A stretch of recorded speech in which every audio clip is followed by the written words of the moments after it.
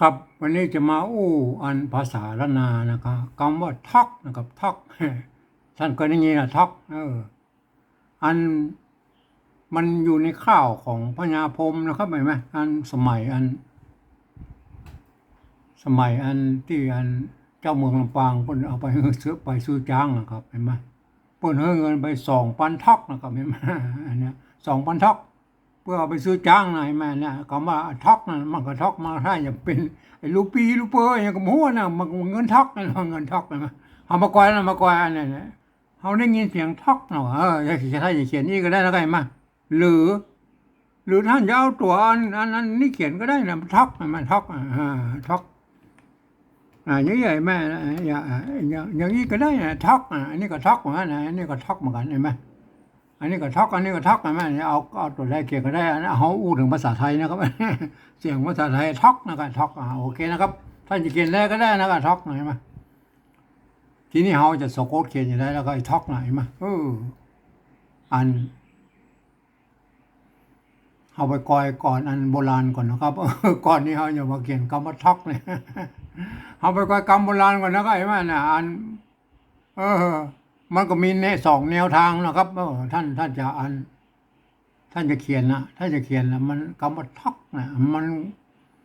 มันจะต้องมีไม้ก่อหรือไม้เกาะนะครับเห็นไหมนะมันอย่างนี้มา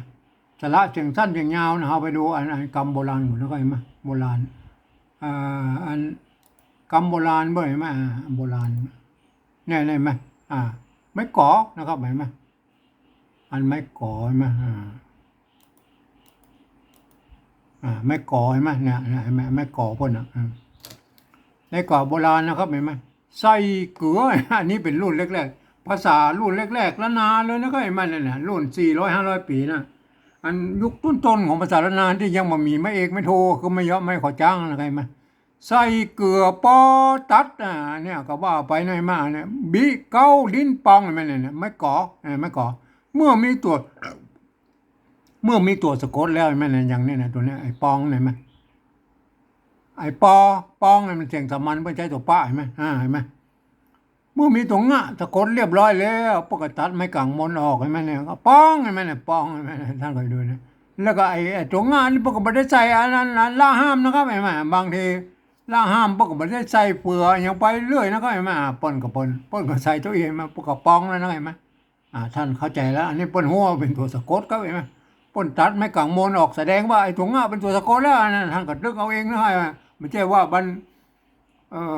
ไม่ใช่ปองไม่ใช่นะครับมันเป็นตัวสะกดแล้วเนี่ยอันนี้มันเป็นสะกดแล้วเพราะปนตัดไม่กังมนออกให้นะปอเนี่ยอันนี้ปอไม่กังเขาไปดูมันตัวแล้วเขาไปดูมันตัวนะครับเห็นไหมเนี่ยอันนี้มันเนี่ยลมนะยาลมนะลมมะเฮงเอาปิดนะปิดต่อไหมนะไม่เกาะไม่เกาะก็ไม่ก่อนะท่านหานาไม่เกาะไม่ก่อนะตะนะตัวตะนะครับเป็นอักษรต่ำนะครับใส่ไม่เกาะนี่เป็นอันสระเสียงสระเสียงสั้นนะครับมาเกาะก่อเป็นเสียงยาวนะครับแม่เกาะก่อท่านอันสมัยนั้นพวกก็แยกมาเป็นบางตัวพวกก็ครบแล้วนะครับบางตัวพวกก็ยังบ่ครบเจ้ามันก็ว่ากันไปนะอันนี้มันเป็นรุ่นแรกๆแล้วมันก็มาพัฒนาถึงรุ่นหนึ่งมันรุ่นไอ้ป๊อปสาเนี่ยอันนี้พวกก็เริ่มพัฒนาไม่เอกไม่โทคือไม่ยกมันก็จ้างมาใส่หน่อยมากกว่าเริ่มพัฒนากับไปเลยในภาษาละนานะก็เห็นไหมอันเตาะเห็นไหมอันเตาะนะถ้าเอาตัวตะใส่แล้วมันเตาะเห็นไหมเสียงจัดวาอันนี้เขาอู้ถึงอันเสียงของอันเจ้าไตยวนจังใหม่นะครับไม่ใช่ว่าไม่ใช่ไปเทียบเสียงของอันไตลือหรืออันไตยองนะครับนั่นมันก็ไปแบบนั้นก็เห็นไหมลมมาเฮงเอาปิตะแม่เนี่ยปิตะเสียงเองนะทีนี้เอาหูละหู2 อย่างนี้ละไอ้ไม่เกาะก็ไม่ก่อนะก็เอาไปดูไม่เกาะไม่ก่อนะก็เห็นไหมไม่เกาะอันนั้นเดี๋ยวเกี่ยวหันไอ้อย่างเงี้ยอันเนี้ยเห็นไหมกับเขาหันทำตัวเนี่ยคืออันนี้เห็นไหมอันนี้ไม่เนี่ยเขาหัน2 ตัวนี้ละเห็นไหมหัน2 ตัวเนี่ยเห็นไหมเขาหัน2 ตัวเนี่ยเห็นไหมโทษทีเลื่อนเลยนะครับ อ่าอันนี้ห่านตะกี้นะครับ อันนี้ปอเห็นไหมปออ่าปอเห็นไหมเมื่อมีตัวงะสะกดแล้วเรียบร้อยแล้วเห็นไหมเมื่อมีตัวงะสะกดแล้วก็เห็นไหมมันมีเมื่อมีตัวงะสะกดแล้วเห็นไหมงะแล้วก็เห็นไหม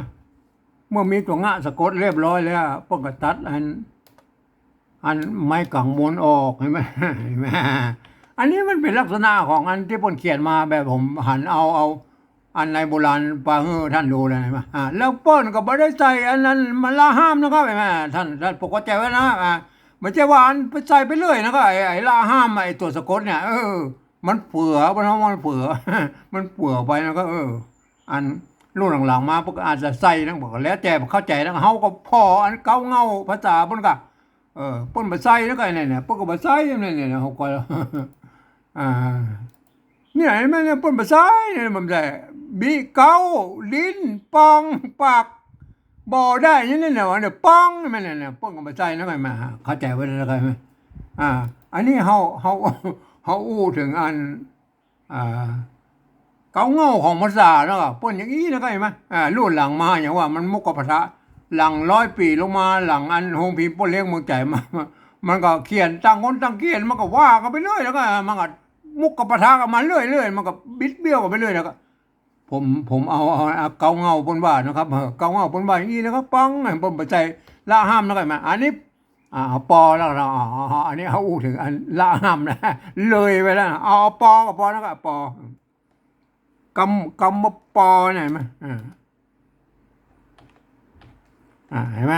ปอไม่เกาะไม่เกาะนะครับอันนี้โอ้อันนี้มันหายไปไหนละไม่เกาะไม่เกาะ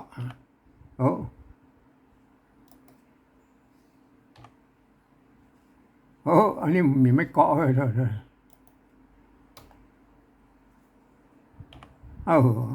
ลองดูนะมั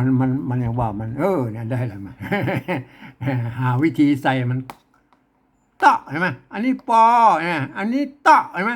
ถ้าเป็นตัวตะแล้วมันเตาะเสียงจัตวาเห็นไหมนะเขาอู้ถึงเสียงเชียงใหม่นะครับแต่ยวนอะไรมาทีนี้เราหูละอันไม่อันปกติแล้วมันเกิดอันไม่เกาะเนี่ยมันเกิดมาจากไม่โกะนะครับเห็นไหมบวกกับมันไม่เกาะใช่ไหมไม่เกิดแล้วเนี่ยแล้วก็พอดีเปิ้นไอ้รุ่นนี้ปกติตัดออกไอ้ไม้กังวลออกไปแล้วไอ้มาก็รุ่นเฮาก็มาดูแล้วฮะเนี่ยปิดจ้าใช่ไหมปกติใส่ไม้กังวลนะครับมาเดี๋ยวนี้มีคนเปิ้นเข้าใจแล้วอ๋ออันนี้มันไม่ก่อก็ไม่เกาะไม่โกะก็ไม่ก่อเปิ้นมาบวกกันเป็นไม่เกาะก็โอเคนะครับมาเกาะไผจะใส่บ่ใส่ก็บ่เป็นหยังนะครับมันก็ถือว่ามันมาจากไม้ก่อก็ไม่เกาะไม่โกะไม่เกาะไม่โกะไม่โกะก็ไม่เกาะบวกเป็นไม่เกาะเนี่ยมันเป็นยังไงมาโอเคแล้วก็โอเคท่านเข้าใจแล้วนะครับให้ใส่ไม่กังวลก็ใส่บ่ใส่ก็บ่เป็นหยังนะครับเห็นไหมก็ถือว่าบ่ผิดนะครับมันลักกะมันต้นเงามันก็เป็นอย่างนั้นน่ะภาษาใช่ไหมเนี่ยเฮามาทีนี้เฮาจะเขียนคำว่าทักนี่แล้วทักไอ้ทักนะครับทักทักเฮาจะเขียนยังได้นะครับเอาละเฮากำแรกเฮาจะสะกดด้วยอันไม้ก่อก่อนนะก็ไม้ก่อไม้ก่อเฮาจะสะกดด้วยไม้ก่อก่อนนะครับเห็นไหมไม้ก่ออันไม้ก่อนะครับไม้ก่อก็ อันอย่างว่านะครับอันนี้ผมเรียนเลยแบบอันเรียนแบบอันบัดใส่ไม้นะครับคนที่เพิ่นเรียนมาแบบไอ้ใส่ไม้กะกากิกิกุกูก็เกออย่างเงี้ยเพิ่นก็จะมาสะกดอย่างนี้ยากนะครับผมเองนี่อันเรียนแบบอันแบบแบ่งนะครับแบ่งเอาอันอักษรเนี่ยเป็น2เพิ่นก็ตามโบราณมันก็แบ่งมาให้แล้วนะครับตุกกะนะครับเห็นไหมตุกกะอันกู้ก็ตุกกะเห็นไหมอันนี้อันตุกกะอักษรสูงนะเห็นไหมตัวกะอักษรต่ำเห็นไหมเห็นไหมตัวคะเห็นไหมตัวคะอักษรสูงนะอันตัวคะแล้วครับมันก็กู้ก็ตัวคะครับเห็นไหมคะตัวคะกับอันตัวคะเห็นไหมเห็นไหมอันนี้มาตัวกะกะกู้กับกะเห็นไหม ตัวคะกู้กับคะคะมันขอนะครับคะแม่กู้กันใช่ไหมอันตัวจ้าแล้วครับจ้าจ้ากับกู้กับจ้านะครับเห็นไหมจ้าเห็นไหมเห็นไหมจ้าจ้าบนเอาเนี่ยเนี่ยจ้าเห็นไหมจ้ากู้อันนี้สอนสูงอันนี้สอนต่ำมันก็มีเป็นพวกก็จะแบ่งกันเป็นสองพวกนี้นะครับเห็นไหมอันท่านก็ดูสังเกตจากเก้าเงาโบราณนะว่าอันเปิ้นพันได้3 เสียงนะครับเห็นไหมอันตัวอักษรสูงเนี่ยอันมันท่านไปอ่านมาแล้วก็พิจารณาเอานะครับว่าเปิ้นจะใจไอตัวที่มันเป็นเสียงจัตวาครับเสียงเอก็เสียงโทพิเศษโทเมืองด้านเห็นไหมอันอักษรต่ำเนี่ยไม่ใจอักษรตัวสามัญแล้วก็เสียงโทปกตินะครับเห็นไหมแล้วก็เสียงตีเห็นไหมเปิ้นแบ่งเป็น2 เพิกแล้วมึงมาใส่คำนี้เฮาฮู้แล้วนะเปิ้นแบ่งอย่างนี้นะก็อันเฮาก็ผันได้แล้วก็ผันเสียงได้นะครับเห็นไหมของผมนี่เอาหูอย่างนี้แหละผมเอาเอาพยัญชนะตั้งเลยนะมาตั้งเลยมาอย่างเกณฑ์ก็ว่าเขาจะเขียนว่าท็อกนะครับไอ้ท็อกใช่ไหมท็อกได้ยินเสียงท็อกมันเสียงทอท็อกท็อกมันก็จะต้องใช้ตัวท่าครับเห็นไหมเห็นไหม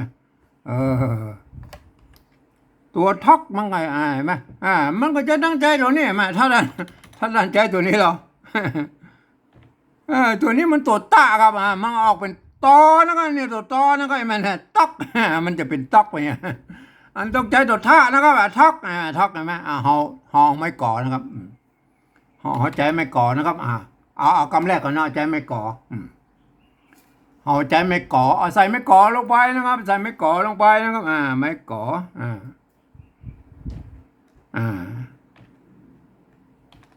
ใส่ไม่ก่อลงไปมันได้เสียงอย่างนี้อันนี้ทอนะครับทออันใส่ตุกกะเข้าไปแล้วใส่ตุกใส่ตุกกะเข้าไปแล้วอ่านมาได้มันได้เสียงโทปกติทอกครับทอกมันบ่ทอกอ่ะยังไงเพิ่นบอกว่ามันเมื่อใส่อันมีตัวสะกดแล้วก็ฮือตัดไม่กังมอนอกแบบที่อันตะกี้ล่ะป้องใช่ไหมป้องปอแล้วก็ป้องป้องเห็นไหมอันนี้มีตัวสะกดแล้วบนฮือตัดไม้กังมอนอกใช่ไหมไม้กังมอนอกเห็นไหมตัดไม้กังมอนอกเห็นไหมเนี่ยก็เป็นทอกเห็นไหมทอกเห็นไหมอันนี้ทอกแล้วนะครับเห็นไหมเนี่ยได้ทีเนี้ยจะให้มันเป็นทอกเลยอันนี้มันทอกเสียงโทก็ใส่ไม่ซัดก็ไว้แล้วครับเห็นไหมทอกใช่ไหมอันนี้ทอกใช่ไหมเนี่ยได้เลยนะทอกใช่ไหมได้แล้วนะก็ทอกได้แล้วนะอันนี้แนวทางที่แบบไม่ก่อนะไม่ซัดเนี่ยมันแน่พอนะครับมันถ้าทำหน้าที่เป็นไม่พัดก็ได้ทำหน้าที่เป็นไม่กักก็ได้นะครับแทนตัวกะใช่ไหมบางทีอันทำเป็นไม้อย่างแต่คู่ก็ได้อันนี้ทำหน้าที่เป็นไม้แต่คู่ก็คืออัพเสียงขึ้นไปนะครับเห็นไหมมันได้หลายอย่างนะไม่สั้นเห็นไหมโบราณบนใจเป็นไม้โทก็ได้มันเรียกไม้โทไม้สั้นบนใส่หัวให้หน่อยมันเหมือนกันเนี่ยมันก็เลยเป็นอย่างอะไรมาก็โอเคนะครับมันก็พัฒนาไปนะภาษาละนาแล้วอันนี้อันบัตท็อกนะครับท็อกเสียงจีเลยไหมถ้าภาษามันทอกนะครับทอกเสียงโทปกตินะทอกทอกเสียงโทแล้วก็อันนี้อู้หนึ่งเสียงเชียงใหม่เนอะจะไปซัดหรือไปซับสนนะครับใส่ไม่ซัดไปทอกแม่นั่นเนี่ยถ้ามันเป็นอีหรอถ้าเป็นอักษรสูงแล้วครับอักษรสูงอักษรสูงนะครับอันนี้ไอ้ไหมอักษรสูงอักษรสูงแล้วไอ้ตัวตาเป็นอักษรสูงนะอันนี้อ่านมาอย่างอ่านมาตอกอ่านมาตอกใช่ไหมเสียงเอกใช่ไหมอันนี้ถ้าภาษาไม่ซัดมันท่านไปเทียบนะครับถ้าภาษาไม่ซัดเนี่ยมันทอกนะครับทอกใช่ไหมทอกถ้าเป็นตัวตาก็ตอกนะครับตอกเอามือตอกนะเห็นไหมตอกใช่ไหมอันนี้ตัวตาใช่ไหมตัวตาเป็นอักษรสูงใส่ตัวก้าวไปกาดาบาเนี่ยมันออกเสียงเอกใช่ไหมตอกใช่ไหมตอกใช่ไหม อันใส่ไม่ซัดเราเข้าไปแล้วครับใส่ไม่ซัดเข้าไปแล้วครับเนี่ยเห็นไหมใส่ไม่ซัดเข้าไปแล้วอันนี้มันตอกครับตอก มันตอกเห็นไหมออกเสียงจัตวาเลยตอกนะครับเห็นไหมอันนี้เราใส่ไม่อันไม่ซัดเอาไว้แล้วครับอักษรต่ำใส่ไม่ซัดไว้อันใส่ไม่ซัดไว้มันเป็นทอกเห็นไหมทอกเห็นไหมอันนี้มันตอกเห็นไหมเนี่ยโอเคนะครับท่านหูวิธีกันเช่นอันนี้ได้แล้วนะครับทอกนะอันนี้ผมเทียบมือพอว่าได้นะก็เทียบมือพอเลยอันการผ่านเสียงมันก็คล้ายๆกับภาษาไทยนะครับคล้ายๆกันนะครับเพราะมันตีเดียวกันหรอภาษามาตีเดียวกันหรอเอาละทีนี้เราจะใจไม่เกาะละเนี่ยอันนี้ตัวแรกนะครับตัวแรกใจไม่เกาะอันตัวหลังแล้วอันตัวหลังนี่ใจไม่เกาะทีนี้ไม่เกาะเป็นสระเสียงสั้นไม่เกาะเป็นสระเสียงยาวท่านถ้าท่านหูนะอันสระเสียงสั้นเสียงยาวนะท่านจะใจไม่แกะหรือไม่แก่หรือไม่เกะไม่แก่ไม่เกือไม่เกี้ยไม่เกี่ยอย่างก็หลักการอันเดียวกว่านี้แล้วครับเห็นไหมหลักการอันเดียวเนี่ยเอาละเขาจะเขียนทอกนะครับทอกจากกรรมันจากไม่เกาะนะครับเห็นไหมไม่เกาะ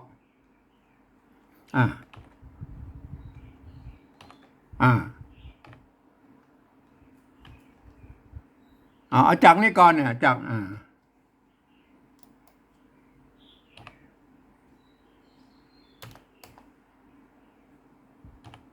เอาจากนี้ก่อนเนี่ยจากนี้ก่อน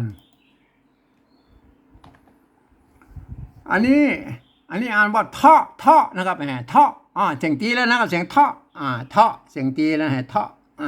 เสียงตีสั้นตีตายนะแต่มันจะตียาวนะครับตียาวมันก็ขึ้นไปเป็นเสียงนึงครับเห็นไหมเสียงตีสั้นตีตายนี่มันจะเต้ากับเสียงโทพิเศษของเขานั่นแหละเห็นไหมเต้ากันแต่เพียงแต่ว่าไอเสียงตีตายนี่มันจะอันเสียงห้วนสั้นๆไงไอท่อเห็นไหมท่อเห็นไหมถ้าสมมติว่าเป็นอันเสียงโทพิเศษยังก็ว่าเจ้าเจ้าจังหวะมันเจ้าเหงาแต่เจ้าข้าผ้ามันอย่างว่ามันเต้ากันนะเขาอู้ถึงว่าเป็นเสียงดนตรีนะครับมันเป็นระดับเดียวกันนะใช่ไหมมันไอ้ท่อเนี่ยมันไม่ใช่ท่อกับไม้นะมันคนละเรื่องไงมาแต่พวกก็ถือว่าเป็นเสียงตีมันไงมาท่อมันเป็นเสียงตีตายตีสั้นใช่ไหมนะอันไม้มันเป็นเสียงตียาวก็ว่าไปนะใช่ไหมแต่ป้นก็ถือว่าเป็นเสียงตีท่อเป็นเสียงตีสั้นนะตีตายนะท่อทีนี้เขาจะให้มันเป็นทักนี้หรอเขาอย่างนี้แหละใส่ตัวกาเข้าไปแล้วเนี่ยใส่ตัวกาเข้าไปนั่นอันนี้มันท่อแล้วนะครับมันท่อแล้วนะครับท่อใส่ตัวกาเข้าไปทอกเห็นไหมทอกแล้วยังทอกแล้วนะทอกเห็นไหมอันนี้มันทอกแล้วยังครับเห็นไหมทอกแล้วนะครับเห็นไหมมันท่อใส่ตัวกาไว้กับทอกเห็นไหมทอกเห็นไหมเต้ากันก่อนเต้ามันก่อนเปิ้นบอกว่าเมื่อใส่อันตัวกะแล้วก็ตัดไม่โกทั้งหน้านี้ออกก็เหลือตัวเองไหมเนี่ยเห็นไหมท่านมันต้องไปใส่อันตัวละห้ามแล้วอย่างแล้วก็เห็นไหมใส่ตัวเองมันก็ทอกแล้วนะก็เห็นไหมมันจะมาอันอย่างนั้นอันทอก็อ่านมาได้นะครับไม้ก่อเนี่ยถ้าอ่านทอมันต้องมีไม้กังมนอยู่ข้างบนนะครับมันป้นตัดไม้กังมนออกแสดงว่าอันมันมีตัวกะสะกดครับเห็นไหมอันไม้กานี่มันคือไม้โกะครับอันตัวแรกหน่อยมันมาจากไม้โกะมันตัดไม้โกะออกมันก็เหลือเจ้าอี้ท่านจะไปเข้าใจผิดว่ามันมาจากไหนนะไม้กาเนี่ยนะก็เห็นไหมเห็นไหมทักอันนี้ก็ทักเห็นไหมอันนี้ก็ทักเห็นไหมทักเนี่ยเข้าใจยังท่านเข้าใจยังเห็นไหมอันเนี้ยที่มาของคำว่าทักเนี่ยสองคำไหมทีนี้เขาจะถามว่าเอาลวดเรื่องปริวัติไปเลยนะก็ปริวัติแบบที่สองนะเอาปริวัติแบบที่สองเลยนะก็เห็นไหมปริวัติแบบที่สองเนี่ยแม่ปริวัติแบบที่สองเนี่ยท่านจะเขียนอย่างไรนะก็ท่านจะเขียนได้เห็นไหมเนี่ยปริวัติแบบที่สองก็คือท่านมันบ่มีหลักการอะไรอย่างนั้นก็ต่างคนต่างปริวัติเนี่ยมันก็อย่างว่านะครับ อัน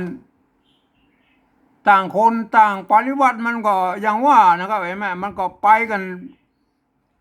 ไปกับคนละแบบคนละลายนะครับผมเองนี่ใจอันหลักการปริวัติของภาษาละนาแบบอันตามหลักการของอันสภาวัฒนธรรมมหาวิทยาลัยเชียงใหม่นะครับที่เปิ้นตกลงกันไว้เมื่อปลายปี28นะครับเห็นไหมเปิ้นบอกว่าอันแบบที่2เนี่ยเปิ้นบอกว่ายืมเอาอักษรไทยเนี่ยมาเทียบให้เป็นอักษรละนานะครับแล้วก็ประกอบกรรมก็มาแบบภาษาไทยผสมผสานกันไปนะครับบางครั้งไม้หรือสระมันมาต้องมาตัดกันกับบูรณะคำศัพท์ได้นะครับบอกจะไปเลยเถิดไปบูรณะกันไปอันอื่นๆแล้วมันจะเพิ่มกันไปไงแล้วก็เอามองว่าเอาหลักการอันเอาแค่ว่ามันอ่านได้ก็พอนะอย่าไปให้มันอันหลักการก็คืออันถ้าสมมติว่าอันภาษาละนาทางบนเปิ้นบ่มีก็ปริวัติแบกกลับไปเป็นภาษาละนาได้ไหมก็ต้องอย่างไหนไหมเรามาดูนะตัวท่านะยืมตัวทอทงมาเปลี่ยนได้ไหมอันนี้อย่างไม้ซัดนี่มันในกรณีนี่มันเป็นไอ้ไม้แต่คู่ครับไม้แต่คู่เห็นไหมอันอ้างเห็นไหมเนี่ยก็เทียบมาเป็นตัวเลยเนี่ยได้เลยไหมทักเห็นไหมนี่อ่านว่าทักเห็นไหมทักเห็นไหมทักทักเห็นไหมอันนี้ตัวท่าก็เทียบมาตัวทอทงเนี่ยทอทงมาเทียบไหมอันไม่ก่อไม่ก่อเห็นไหมตัวกะเห็นไหมตัวกะตัวกะก็ก๊อกไก่เห็นไหมไม้กะไม่กะเห็นไหมอันนี้เนี่ยมันปริวัติแบบ2มันมาคนละแบบเห็นไหมมันเป็นยังไงไหมอันนี้ก็อ่านว่าทักอันนี้ก็อ่านว่าทักอันนี้แบบที่2นะครับคือเอาภาษาไทยมาเทียบเอาครับเทียบออกมาเห็นไหมทีนี้เอาอันนี้ได้นะแบบที่2นะแบบที่3เนาะแบบที่3เปิ้นบอกว่าหลักการเปิ้นบอกว่าไม่ต้องพอต้องวนพุ่นฟังเอาแล้วก็เอาหูฟังแล้วก็เอาหูฟังแล้วก็เอาภาษาไทยเขียนไปจะนั่นอะไรไหมภาษาพวกอ่านไทยพวกเขียนได้อย่างไรก็เอาไปจะนั่นไหมไหมเขาฟังทักทักทักไม่ใช่เขียนอย่างไรเห็นไหมทักอันนี้นะได้อย่างไรนะอันนี้มันอย่างนะอันนี้มันทอกครับแม่ทอกเห็นไหมทอกนะทอกทอกทอกท่านอย่าใส่อีกก็ได้นะมันอาจจะผิดมันอาจจะผิดอันแบบของเปิ้นด้วยก็ใส่ไม่ตะคู่ก็ได้แม่เนี่ยเป็นนั่นทักเพราะว่ามันเป็นภาษาที่มันหมายทักแม่อ่านว่าทักใช่ไหมหรืออนุโลมของท่านใจอันตุทะทอทงก็ยังได้ไหมเนี่ยมันเป็นยังไงท่านอยากจะไหนใจอันเขาบอกไปพอทั้งบนเวลาไปกินอะไรนะเห็นไหมทักใช่ไหมทักหรือจะทอทงเขียนนี้ก็ได้ทักใช่ไหมท่านจะทักอย่างนี้ก็ทักอย่างนี้มันก็ทักเหมือนกันใช่ไหมอันนี้คือภาษาตามสำเนียงกะมู่นะครับอันนี้คือสำเนียงเชียงใหม่ไต้หวันนะครับท่านจะไปท่านจะไปว่าไต้ลื้อมันบอกอุ้ยไต้ยวนไต้ยองมันอุ้ยเนี่ยก็เอาขออันนั้นไต้ยวนเชียงใหม่เป็นหลักนะครับเพราะว่ามันผ่านเสียงแล้วมันตรงเสียงเอกโทตีจัตวาของภาษาไทยแล้วก็ไหมทักเห็นไหมทักท่านเข้าใจยังครับเห็นไหมอันนี้คือตามกะมู่ยังไงทักเห็นไหมทักเห็นไหมอันนี้เราอันแบบที่2นี่ก็ทักอันนี้ทักอันนี้เทียบมาแล้วก็เทียบมาเห็นไหมอันภาษาละนาเพิ่นอันตัวแรกนี่มันมาสะกดเขียนแบบไม่ก่อนะครับเอาตามไม่ก่อสะกดมาแล้วก็สะกดมาอันนี้ก็สะกดมาตามไม่เกาะนี่แม่ตามที่ผมอธิบายไว้เบื้องต้นนั่นไหมท่านอย่าเอาไม่เกาะไม่ก่ออันเขียนมันก็แล้วแต่ท่านนะครับมันก็เขียนได้2แบบนะไอ้ทักเนี่ยเห็นไหมก็ท่านก็เอาไปพิจารณากันนะครับเนี่ยมันก็เป็นอย่างนี้นะครับท่านหูสระเสียงสั้นเสียงยาวมันเป็นอี้ก็ท่านก็ไปพิจารณากันนะครับก็อันไม่แกะไม่เก๋ไม่เก๋ไม่เก๋ไม่เก๋ไม่เก๋ไม่เกลือไม่เกลือไม่เกี้ยไม่เกี้ยอันเดียวกันนั่นนะแบบเดียวใจละกันอันนี้หมดอะไรเห็นไหมใจละกันอันนี้หมดเห็นไหมก็ขอท่านไปพิจารณากันนะครับท่านจะเขียนอย่างไรนะครับโอเคนะครับครับวันนี้ผมก็ขอบรรยายเพียงแค่นี้นะครับ